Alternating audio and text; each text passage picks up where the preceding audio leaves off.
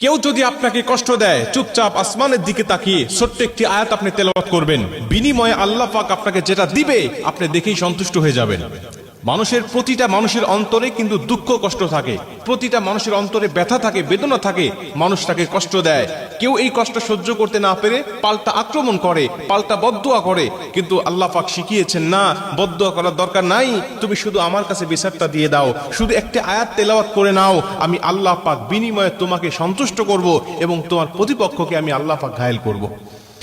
আল্লাহ পাক বলেন, কষ্ট আসবে তোমার জীবনে, দুঃখ আসবে তোমার জীবনে, ফাইন্না মাআল উসরি ইউসরা, এই কষ্টের পরে আমি আল্লাহ পাক তোমার জন্য সুখ রেখে দিয়েছি, যদি তুমি ধৈর্য ধারণ করতে পারো এবং যদি তুমি এই আইনটা, এই বিচারটা নিজের হাতে না তুলে নাও, এটা আমি আল্লাহর উপরে ছেড়ে দাও।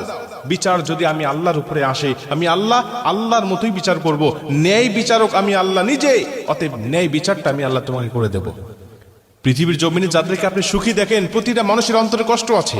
পৃথিবীতে যত মানুষকে আপনি বেশি সমৃদ্ধশালী দেখেন, প্রতিটা মানুষের মধ্যে কষ্ট আছে। হযরত খিজির আলাইহিস সালাতু ওয়াস সালামের কাছে একজন ব্যক্তি গেলেন, গিয়ে বলছেন, হুজুর আপনি আমার জন্য দোয়া করেন, আমি পৃথিবীর সবচেয়ে সুখী মানুষ হতে চাই। খিজির আলাইহিস সালাতু ওয়াস সালাম বলছেন, দেখো তোমাকে ওইভাবে আমি দোয়া করতে পারি না, তবে আমাকে তুমি একজন মানুষের উদাহরণ দাও যে মানুষটা পৃথিবীর সবচেয়ে সুখী, আমি তার মতো হওয়ার জন্য তোমার জন্য দোয়া করতে পারি। তিনি বলছেন, হুজুর তাহলে কিছুক্ষণ সময় দেন, আমি একটু খুঁজে বের করে দেখি পৃথিবীতে সুন্দর মানুষ, সুখী মানুষ কে আছে।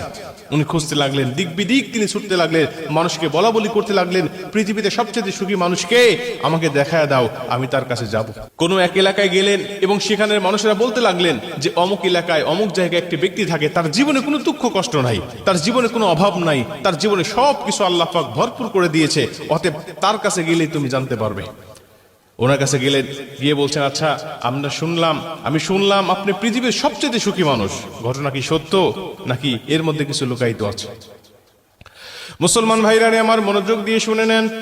ওই লোকটি ডাক দিয়া বলেন, আল্লাহর বান্দা, আমি পৃথিবীর সবচেয়ে সুখী মানুষ হিসাবে মানুষ আমাকে জানে, কিন্তু আমার ভিতরেও কিছু কষ্ট রয়েছে, দুঃখ রয়েছে, যেটা মানুষকে আমি বুঝাইতে দেই না, মানুষকে আমি বুঝতে দেই না, মানুষকে আমি জানতে দেই না। আমাকে আল্লাহ পাক ধন সম্পদ দিয়েছে, সুন্দরী নারী দিয়েছে, গাড়ি দিয়েছে, বাড়ি দিয়েছে, সব কিছু আমার আছে, কিন্তু আমার আল্লাহ পাক আমাকে দাম্পত্য জীবনে অসুখী করে রেখেছে।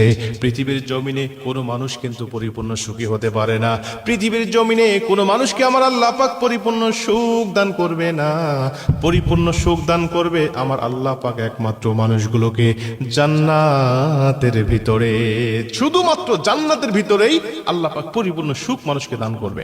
অতএব আপনার কপালে যখন দুঃখ আসবে, কষ্ট আসবে, যখন মানুষ আপনাকে আঘাত করবে, তখন আপনি সূরা ইউসুফের ছোট্ট একটি আয়াত তেলাওয়াত করবেন। সূরা ইউসুফের ৮৬ নম্বর আয়াতের লাস্টের একটা অংশ, ইন্নামা আশকু বাসি ওয়া হুজনি ইলাল্লাহ।